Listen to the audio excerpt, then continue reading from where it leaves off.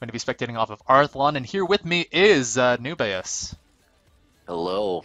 What's up, everybody? Oh my god, is that what I think it is? Is it what you think it is? A support pantheon? Perfect.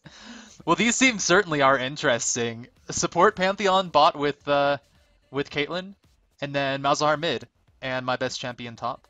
I like it. I'm actually surprised that the scoreboard lines up evenly even though it's solo queue. Oh, an invade. We're gonna have an On invade. on the left team it does. On the right team we had to adjust one. Oh goodness, here's the invade, and Triard's gonna actually spot it out pretty easily. The Piltover Peacemaker's gonna connect, and now what's Arthelon gonna do? What are The you chase, doing? the chase. What are you doing, Arthelon? Get your gate. Come on, Jace. Oh, Jace got his Q. That's why they're not gonna. What is Tryhard do? I don't know about you, but I don't think Vladimir can really do much of anything level 1. Ooh, Exit is actually taking a lot of damage. Arthelon going in aggressively alone because there's nothing Blue Team can do level one unless Leona can happen to catch on. But even a Zenith Blade is a quarter second of lockup, Yep. and she took her Shield to Daybreak first. So how are they planning to catch up? I think that they're kind of expecting for Cocoa Puffs, the guy who's playing Jace, to take his acceleration gate, but if he took that, he would kind of be SOL in lane, which is why he didn't go for it initially. Yeah, I can see that. Because now Jace level 1, he does have the Q already, so with the Dorn's Blade start, I'm guessing he's running some sort of lifesteal. Yeah, 4% lifesteal. He's probably looking to all-in Vladimir level 2. So we might want to keep an eye on that top lane in All the right. future. Would he go EQ? In terms of trying to fight, Yeah. you'd be looking to jump on Vladimir with the Q and then knock him back towards Jace's tower with the E, just to give Vlad further to run or force him to blow a summoner. Right. Oh, right. I just meant for his first two spells, he would go Oh yes, for yes, Q and because E. now he has Q, then he would go E, because that's the raw damage right there. That's his bread and butter burst combo. All right. All right, cool. I'm not too familiar with that matchup. I mean, if it was me playing Vlad, I would lose either way, and so I Yeah, haven't had a lot of experience. disciples Vlad against Creep, the Creep win. Hey, I have at least a little bit of sustain. Now I really like this aggression coming out from the support Pantheon. He took his Heartseeker Strike first, and he's using that just for harass. He doesn't have a stun or the Spear Shot. He's just going to stand there and use his abilities. Actually, that wasn't quite so good, taking a lot of damage from the Shield of Daybreak. It's actually a really cool concept playing Pantheon against the support Leona, because Pantheon's cooldowns are way lower than Leona's what's her shield called? The Eclipse. I thought that's what it was called. For some reason, I thought her ult was called Eclipse because it kind of makes sense, I Yeah, a guess, bit. in a way. Ooh, the sun All going pan down. There's a nice Heartseeker Strike, the auto attacks, but Xerath Whitefoot almost dies. He's taking a lot of damage, and the support Pantheon is not the tankiest. He went with a longsword start, too. Yeah, he's looking to snowball. He's looking to snowball that lane early. Oh, Arthelon, not good at last hitting with 80 carries, apparently. Apanthally. I was about to say it. Oh, I like it. I like it. That wasn't intentional, I swear. It was just a mere slip of the tongue. I had a long night. Ooh, no, Benjigal, not taking too much damage there, but returning someone to Peanut Shell. I do like how well they're zoning out Exodus here. He has 5 CS, and Oh, that's going to be a pretty good start here for Arthelon. Ooh, Zenith Blade catching on. Xerath Whitefoot actually taking a turret shot there, and that's a first blood for Exodus. That's going to make up for the farm. The Ignite sticking down, and the Breadmaker goes down there. The gank from Grim comes in. So many people are dying. Arthelon's going to fall here. red buff. Yep, there's the red buff and that AoE. So Peanut Shell grabs a kill, a 2 for 2. A little bit extra gold over there on the blue team. 299 gold for the death of Arthelon. That was odd, if I'd say so myself. I could have sworn that Hmm. even since he died just after 4 minutes, that 60% death bounty would be removed. So I would have thought it would be 300. Is Well, there something to do it, with it's Caitlyn it's and Vi?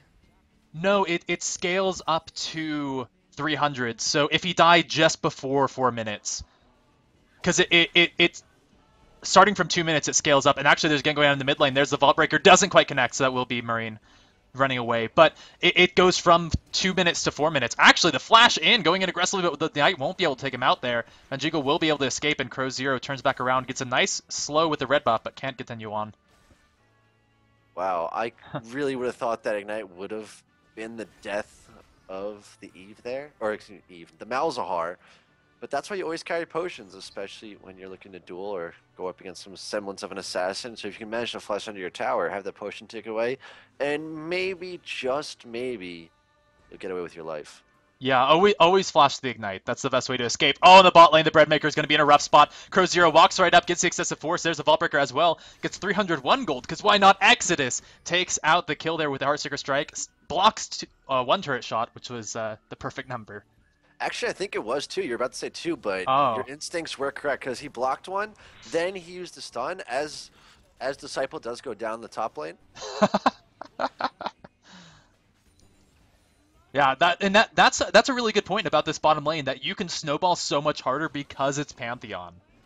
Pantheon's ridiculous early game, but yeah, I believe it's called Aegis of Zonia. Is that what it is? Aegis of Zonia, Zionia.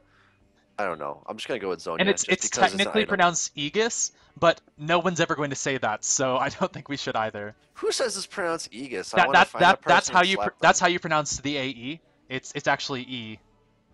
It's pronounced Aegis, but that's for another day. Okay. But anyway, now Pantheon with a Brutalizer, but I kept dabbling into the intricacies of Pantheon up against Leona, because generally Leona is great against any support. But Pantheon's high damage, low abilities at low levels are so good because of the low cooldowns that even though with Leona's Eclipse giving her additional armor magic resistance, clearly armor is going to be the key stat there, she cannot negate all the damage that Pantheon can put out.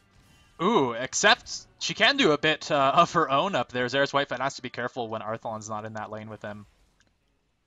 That's another tricky part about playing Pantheon as a support. If you're by yourself in a 1v2 situation, you're not going to have the best of times. Yeah, we definitely have seen that a couple of times. I mean, he's only died once so far, and he has 2 kills, and he has that Brutalizer for his first item, which is really going to help snowball this lane, because even though right now Leona's getting 30 or 40 bonus armor, you know, a good chunk of that will be penetrated here. But wow, Disciple, take notes. Look at the top lane. Tryhard is actually keeping Jace pushed into his tower. Even Jace picking up 3 longswords. How is he doing it without dying, though? That's what I don't get. Because his name is not Disciple. Exodus taking a good chunk of damage there, pops a spell shield but doesn't block anything. Arthelon puts on a lot of damage. The Piltover Peacemaker connects, and Exodus has to back out of this one.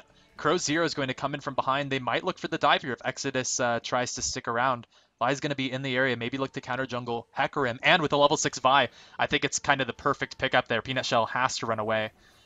Ooh. Vault Breaker doesn't connect. If he landed the Vault Breaker, that most likely would have been a kill, but at the same... Whoa, what are you doing, Peanut Shell?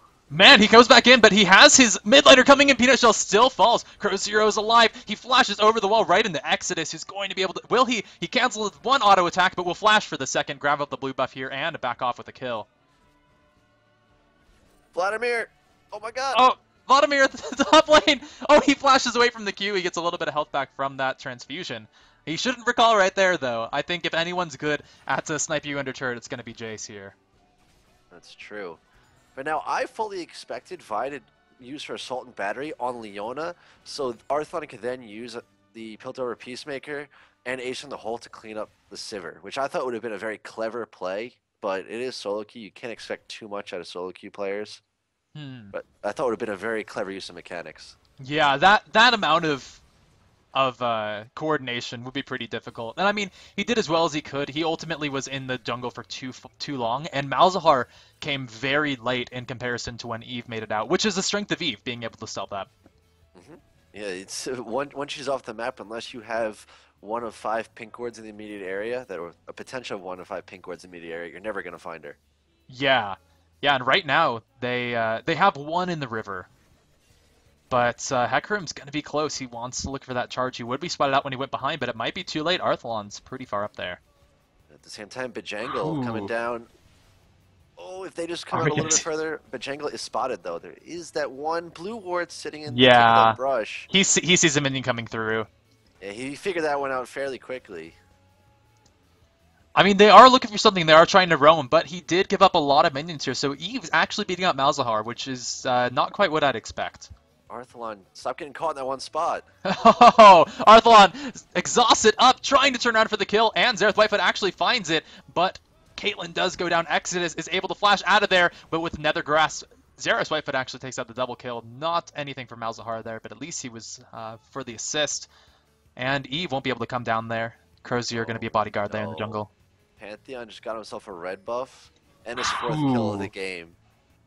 In And terms he... of gold, he's sitting on just about 1,200. Probably gonna. Well, actually, did not decide to push the lane out. I'm kind of surprised. Oh, what the hell? Wait a minute, what did he do? I Did thought he was going back, he grand Skyfalled in for the kill in the Exodus? but he did it while staying in a ward, so Exodus just simply walked away. He died. The Ignite's going to go right down to the Crow Zero, and Marine actually makes a nice play there, being able to run away quite easily. Xeris Whitefoot. At least it was an execute, so he didn't give up his spree to anyone. But he did lose the red buff. I was really hoping to see some Oh. clever red buff play, just like using Aegis of Zonia and then finding a way to potentially slow Sivir and Leona, allowing Arthelon to do some work. Because Arthelon now has a BF sword, going for most likely a Bloodthirster. No Dorn's Blades at all either. Yeah, this is actually going to be really strong getting up into the mid game. I mean, Sivir will be able to hold her own a bit because with the double Doran's Vampiric Scepter, she has a little bit there. But oh, Vladimir taking a beating up in the top lane for Peanut Shell. So apparently Disciple is also in Challenger.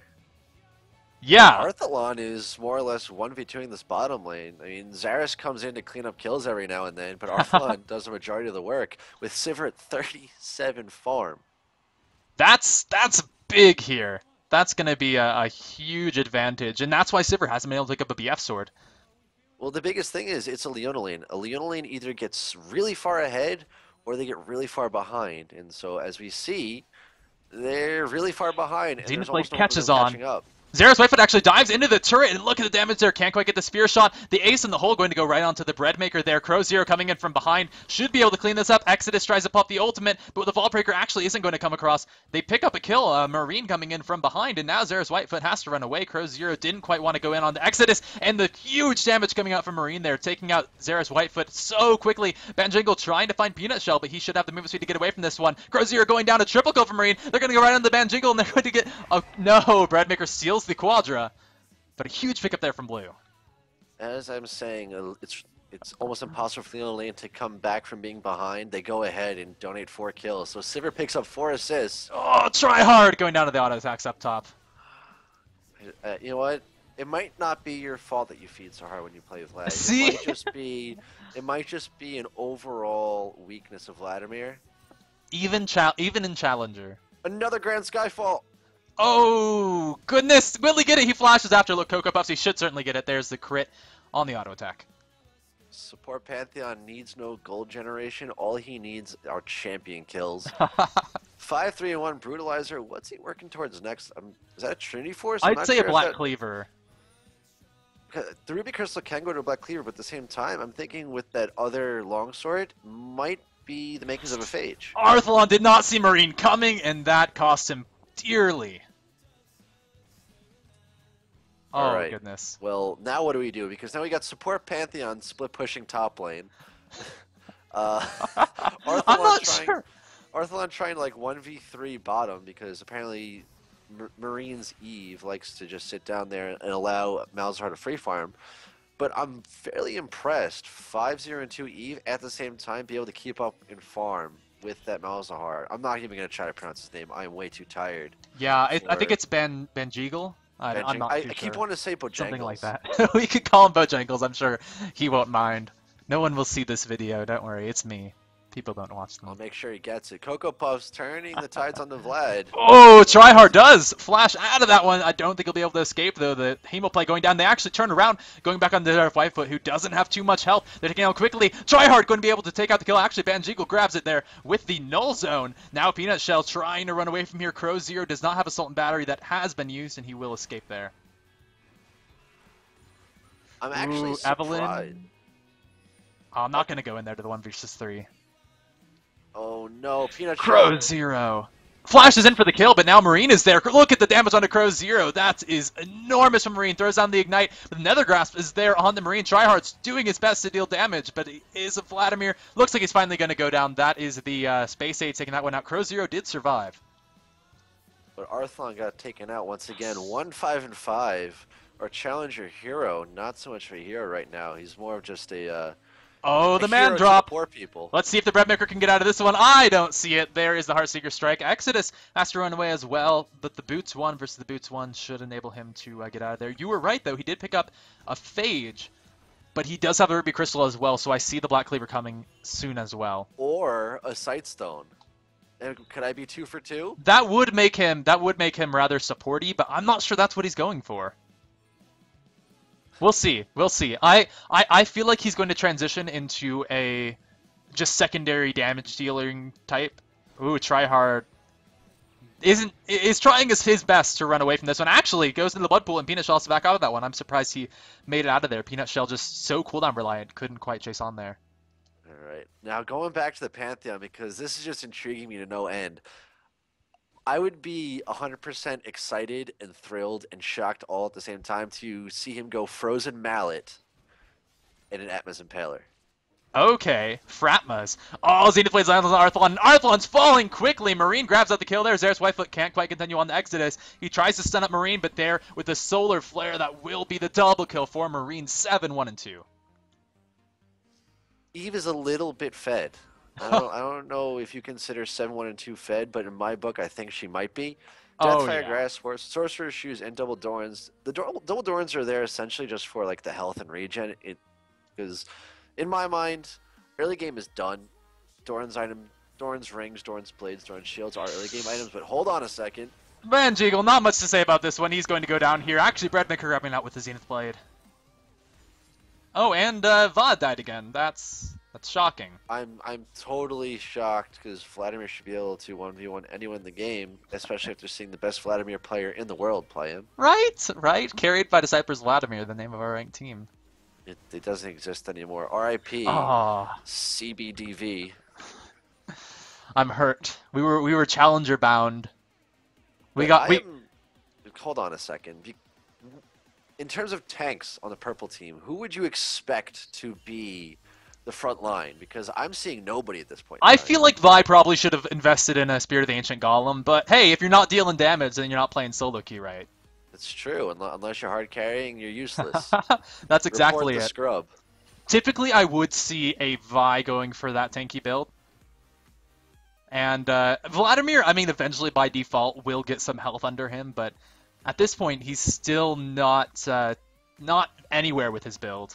At the rate that Vlad's feeding, he's going to have enough health by the time he's halfway through this next game. Yeah. Dragon, 50 seconds to go. Oh, the man drop! Crow Zero dives in. Xerath Whitefoot is there for the turret tanking, but he's going to be pushed off. Excellent use of that ultimate. Yeah, he's there for the show, not really to do much. Yeah, it's the victory drop.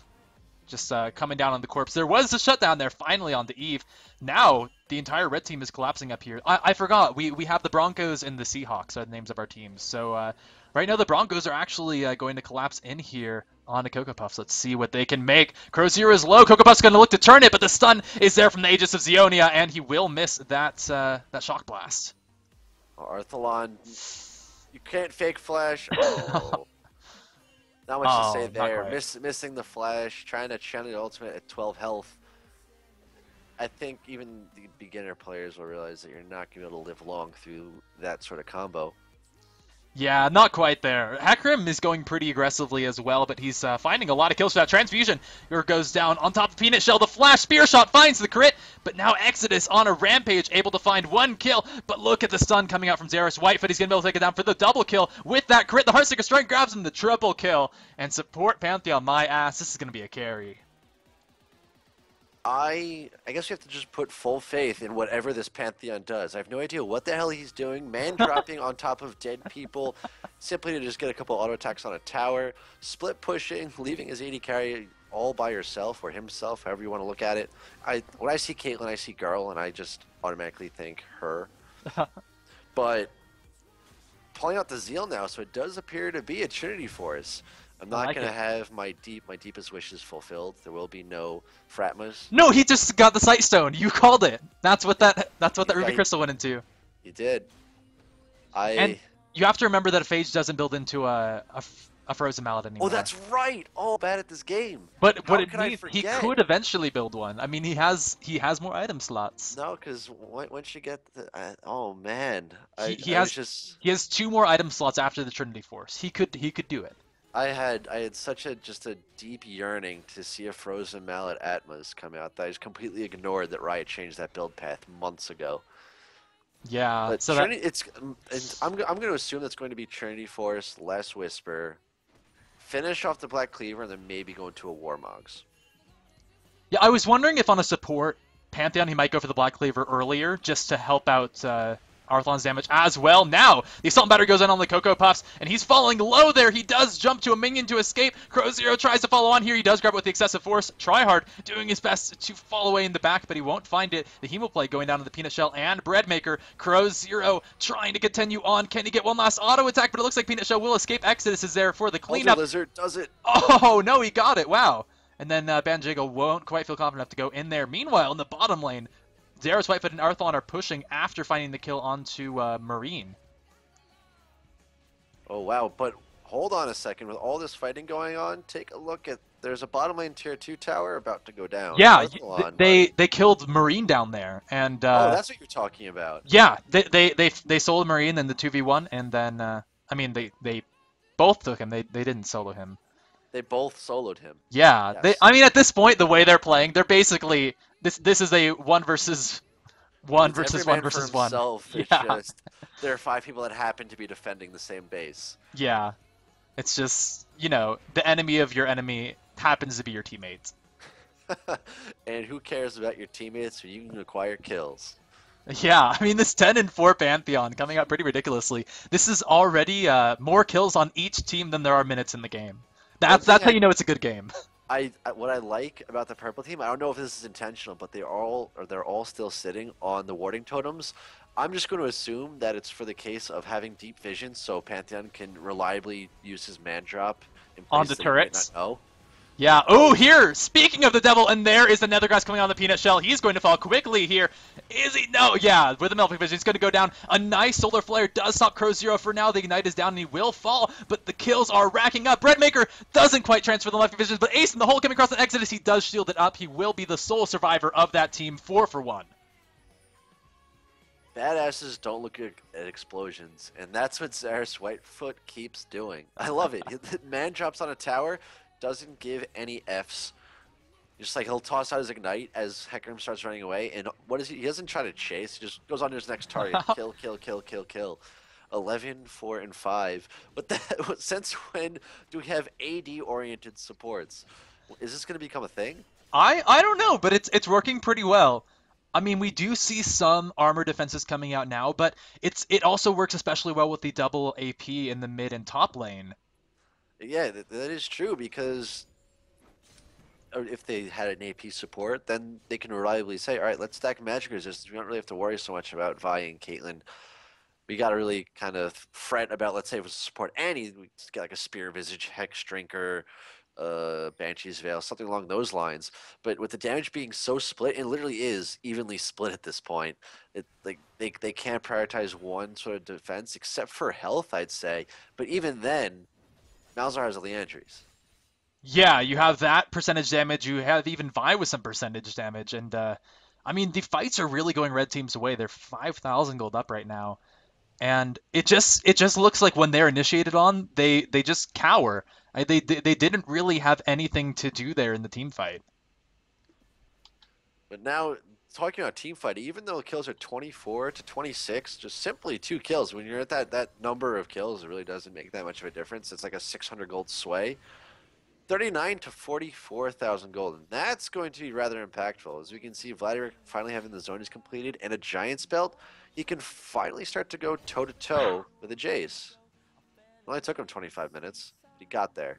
Yeah, eventually he'll get it by default. Now let's see if he can do the 1 versus 2. He's trying to win it from the Shock Boss connects. He's doing his best. There's the blood pool coming out here, and he does have a team, but the devastating charge is going to be enough to take him out. That onslaught of shadows doing massive magic damage. The Assault and Battery going on to Cocoa Puffs here, and with Left Vision, it's going to tick down, but I don't think it'll be enough. The Hexagon Shield came out. Crozier does chase on, grabs it with the excessive force. Now Banjingle going to try and auto-attack those minions, but that won't be enough to save him here. Now Crozier looking to turn it around. Potentially Arthelon comes out here, does dodge out of the Zenith Blade. A bit of an interesting fight. The man drop will come in soon, I suspect, from Xerath White Fox. There it is. Oh, there it is, coming right down on top of nobody. Flashing in, Arthelon able to grab up the kill. Now Xerath Whitefoot is there. He's going to grab the stun onto the Breadmaker Arthelon in a rough spot, though. Taken out quickly by the burst damage of Exodus. Xerath Whitefoot going back. Could everyone die in this fight? He flashes after, gets the spear shot, and now is looking to run away. Tryhard has respawned at this point and will be rejoining the fight that he initially died in. Xerath Whitefoot trying to duel us out, but falls. Peanut Shell able to grab the kill there in the end. I think Xerath could have actually survived that combo. When he got the kill on his Saber, he procced the movement speed boost from Trinity Force, but he stopped. I think he in the back of his mind, thought that he was caught because he didn't realize he had that extra move speed boost, but if he just kept going, he probably would have gotten away scot-free. Or, on the other hand, he probably thought, I'm a 12-5-5 Pantheon. I can turn and kill this Hecarim who simply has an Elder Lizard and a Randuin's. Yeah, I mean that's pretty strong though. The Randuin's is going to do a lot of work against this Pantheon, who doesn't have a Last Whisper yet. He's getting there though. He's going towards Frozen Mallet now.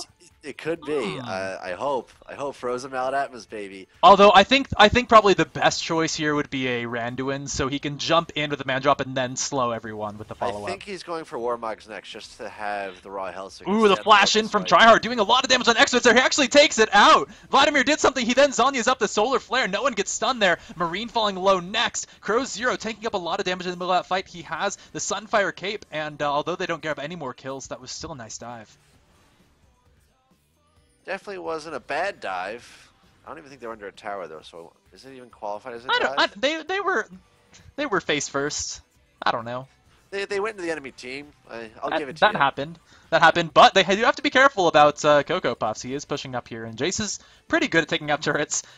He's okay, but it's like he's prioritizing a tier 2 turret when the rest of the base is kind of getting destroyed. Oh, Ace in the Hole is able to take out Leona as well. I wasn't expecting the Broncos to do this well in the enemy base, but they were able to really decimate Marine and then follow up onto the Breadmaker. Now, there's 4 members here. There are 3 members alive on blue team.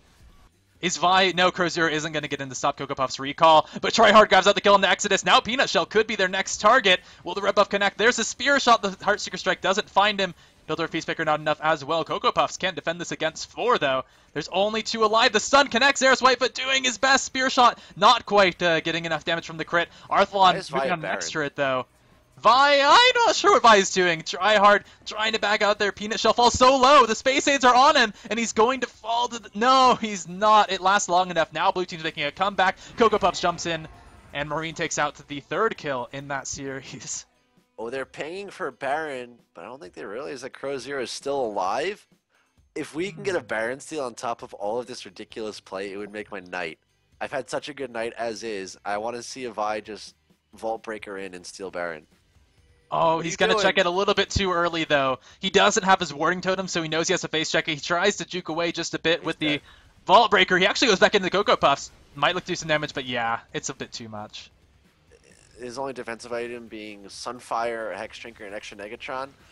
Don't think you're going to last terribly long against an Eve who has, a Deathfire Grasp and about to have a Death Cap. That's a really strong Eve coming out here. They have to be worried about it. What's also interesting that pretty much everyone stopped, like they made a big agreement to stop farming at about 15 minutes in. You don't need farm. They didn't make an agreement to stop farming. They just changed priorities of farming. It went from farming minions to farming champions. That's definitely it. I mean, we have 67 kills in this game. It's not that much. That's like the amount of kills I have in a game on my own. Yeah, exactly. 67-0. Vlad. Only 1v1 all the time. Yeah, that happens. Because we're best friends. My nubby ass. But now this is going to be a little bit tricky because blue team, they were down by quite a bit. I think all 5 members have Baron. All 5 members do have Baron. Yeah. And they're fighting off this inhib push with, their necks kind of exposed. Not that big of a deal. But I'd have to say, I think their gold lead is pretty even with this Baron buff. Even though they're down on paper, they're down by 3,000 or 4,000 gold. With the Baron buff, I'd say they even have a lead. That could be. You also have to think, though, that Pantheon right now is worth a lot more gold than Leona is. And even though she has a teamfight utility from a Solar Flare, there's so much gold in the support Pantheon that he's going to really count as a big impact in any fight. Wow, Pantheon actually finished up the Ruby Sightstone, going for a little bit more health and a slight bit of added wardage. It's not going to increase the amount of wards he can drop, but it's going to allow him to ward more locations without needing to go Yeah. recharge that item. He's a support. Of course he's gonna upgrade it, right? Right, you have to. You He's the have to get. supportiest Pantheon. He's the best support Pantheon I've ever seen. I would like to. You know what? I want to friend this guy just so I can see if he plays support Jarvan as well. Ooh. See, I've played all of them as AD carries with like a Leona support. Oh, but look at the wombo combo there from the Solar Flare and the onslaught of Shadows. Marine going in hard into that fight, following it up and kill the Exodus to kill the Marine. Now, Tryhard does turn around for a single kill there on the Cocoa Puffs, but he's certainly going to fall here soon. No, Crow0 gets a nice Vault Breaker, is looking to duel it up, can't quite stay alive. Marine comes back in, couple double kills for the carries, and an ace here for blue team. So I think I don't know, but I think it's safe to say the game just swiftly turned in favor of the blue team. Ooh, yeah. A little bit of jerking around the Nexus because I think the purple team. Are we gonna call the purple team the Broncos? Yeah, red is Broncos, blue are Seahawks. Oh, red. That's right. For some reason, my spectator has the colorblind mode checked off, but it's still blue and purple. Right. Well, no, colorblind mode is red. Right, and I have it checked, but Oh, got it. Purple. Huh. Weird. I know. Very weird. RIP. But, yeah, so, I mean, this is maybe turning out how the Super Bowl actually went with the Seahawks starting in for a stomp. What it's really looking like is kind of whatever team initiates is the one that wins the fight, because they have good initiate. They have a Vi coming in for the Salt and Battery. They have a Nether Grasp from Malzahar, which if you can choose when you use it, it's good. If you have to frantically search for a place to use it, then you're probably going to die in mid-ult. But meanwhile, you know, the blue team, if they run away, it's going to be hard to, you know, turn around with Onslaught of Shadows. But if they catch someone out with that Solar Flare, then it has the perfect wombo combo that we just saw. And you know what? That was one of the best solar flares I've seen in quite Ooh, some yeah. time. I think it caught 3, maybe the pinky toe of a 4th. And then, like you were talking about, the onslaught of shadows from Hecarim just ripped through the enemy. Hecarim is, I'd almost equate him to Mumu with regards to synergy with a Leona.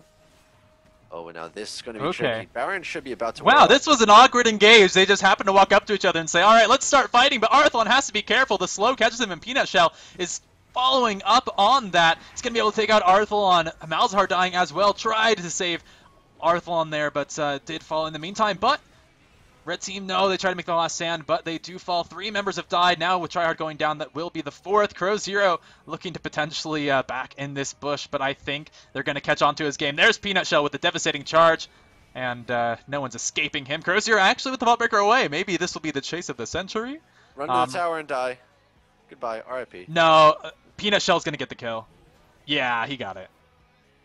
No problem. I didn't say it was gonna be an execute. I was just gonna say he was running to the tower to die. He doesn't want to give anyone the satisfaction. Okay, that's what it's about. It's not about the kill. It's about sending a message. Exactly. It's like you're not gonna get the satisfaction of touching my butt and having me die. Boop. And yeah, the gold. I mean, there's 3,000 now in Blue's advantage, which is a big difference from before, but it doesn't mean that much. What really matters is that the team fight coming out here from the Seahawks is really a lot more coordinated now. Now, I only saw the first half of the Super Bowl, but I think it's safe to say who won just from watching the first half. And spoiler alert, Seahawks win, I think. Yeah, no, yeah, the Seahawks decimated. Spoiler alert, blue team will probably win as well after these last few team fights. Their team fight potential is way better. Just throwing in a Leona with a Hecarim, like I was talking about just before we had that silly engage. It's like a gentleman's agreement of a fight. that was so weird. They just went up to each other and started whacking, and that really benefits blue here because you don't get a good opportunity for Grand Skyfall. Malzahar doesn't have a clean Nether Grasp. And now Arthelon's almost died before the fights begin. He has to run right back to base, but it's going to mean Tryhard dies before the fight really breaks out. Arthelon defending himself in the back as best he can. Actually, with the Malefic Visions, Peanut Shell might die here, but the Jangle is going to fall in the meantime. Peanut Shell barely surviving on the end. Xera's Whitefoot finds it on Exodus, but Cocoa Puffs duels it out. Crow0 turns around with the excessive force. Peanut Shell now goes in here. Can he duel up this fight? It looks like with the Randuin's Omen, he doesn't have to. Marine coming in there for the cleanup. Almost an ace. Arthelon being the one to survive, even though he was the first taken down, but 3 still alive here on the Seahawks.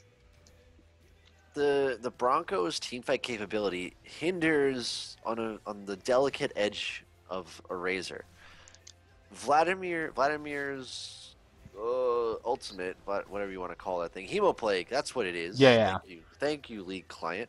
yeah. It provides so much of an increased damage boost that Vladimir doesn't even need to build damage for him to be relevant in a team fight, but he keeps throwing out at these awkward moments. So Bajangle and Zaris Whitefoot can't really turn out their abilities and get the most out of their combo.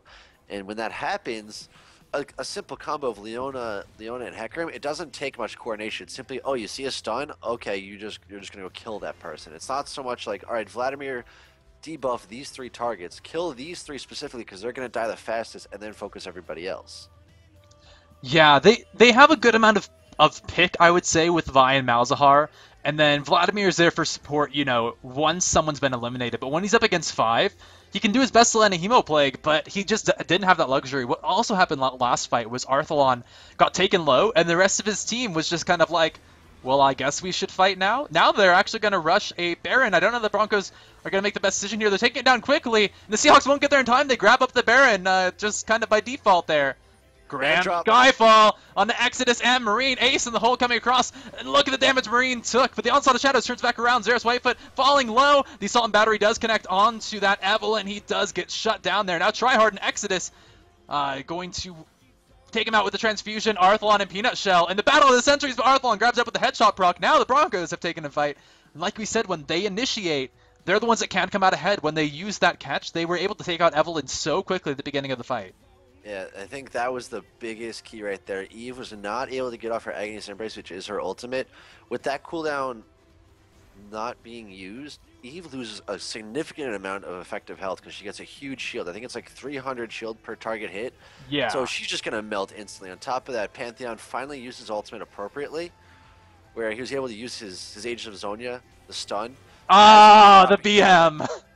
Leona just wanted to dance. You can dance if you want to, but not if Arthelon's around. That's it. But yeah, you're right. That Zaris Whitefoot was that was some really good engage at the end with the man drop. I mean, he did fall, but he did have the randoms to slow everyone down, and that's what enabled Crow Zero and Tryhard to get in there for the cleanup. Great synergy of abilities and items. Yeah, I mean, hey, Broncos, I guess in an alternate universe, they make a comeback there. And, I mean, a fun game. In the end, 93 kills in 37 minutes. Not the most we've seen. The most we've seen on this stream is 135 kills in 48 minutes. And That's not bad. that is so many kills. I mean, if you do the math, that's like 1,000 gold worth of kills, I think. It is 10 less than 3 kills a minute total. And they also, each team was at about like 97 and like 95,000 gold respectively. Was everyone running revive or no? That's what it felt like. It felt like that. It was Throw City totally. Like I told people it was the throwiest game of my life, and they were like, oh no, don't like spoil it. And I said no, it wasn't like one team to the other. It was like they were playing hot potato with the lead. They were just having a game of catch outside with their dad. That's how bad That it was. was exactly it. And just the first person to drop it was the person to lose. They just oops. We've eventually just happened to, have long enough respawn timers that the other team was able to finish off our base. This one wasn't quite that bad, wasn't quite that throwy. Broncos were ahead for a lot of the game. And I liked the 16 and 10 Pantheon at the end. I mean, hey, maybe support Pantheon is coming in. He fed super hard, but he got fed way harder than he fed. Yeah, everyone fed. Honestly, he had one more kill than the least on his. I mean, he had an average number of deaths for his team. Well, the Vladimir has about close to the average score that you get. That is way too many assists. Kills. The 18 assists. I think you're way overjudging my team participation. Yeah, you were an anchor. You're an anchor of an anchor. 100% win rate on our ranked team. All right. Deaths and that's it. R.I.P. NESL casters. All right, cool. Well, thanks for joining me, Nubeaus. Okay, I can pronounce it. It's Nubeaus. It is. It is Nubeaus. Okay, I got that. And I'll remember that in the future. Yeah. All right, but thanks for joining me. It was a fun game. Yes, it was great.